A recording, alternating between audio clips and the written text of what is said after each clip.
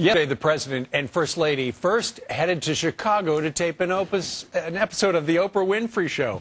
Then he went to New York City for a trio of Democratic Party events, raising money for the party and his campaign.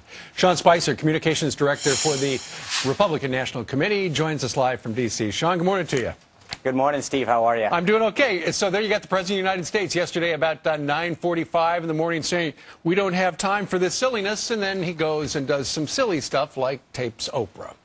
I agree. And taping Oprah, I give him a pass on to some degree. I mean, I think she speaks to a very large audience in America. But I think when your point is that we need to get on to the serious issues that face Americans, gas prices, the deficit, 8.8% unemployment, there seems to be a disconnect with this White House. They head off to New York to do three $30,000 a plate fundraisers at the Waldorf Astoria, and people are trying to figure out how they're going to fill their tank with $4 a gallon gas on the way to look for a job that they don't have. Sure. There's clearly a disconnect.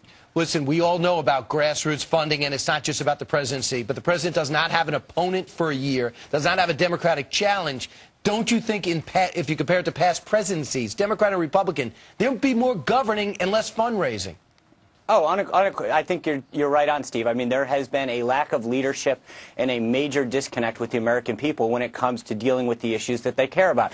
I think that you can have as many speeches and press conferences as you want when you talk about getting back to work for the American people, but then when you look at the schedule and say, but wait a minute, you're heading off to do another fundraiser in California with Hollywood elites or New York City to do Waldorf Astoria fundraisers, that sends a pretty different message in terms of dealing with these issues, whether it's gas, unemployment, or even in the coming weeks, the president asking for a blank check to raise the nation's debt ceiling.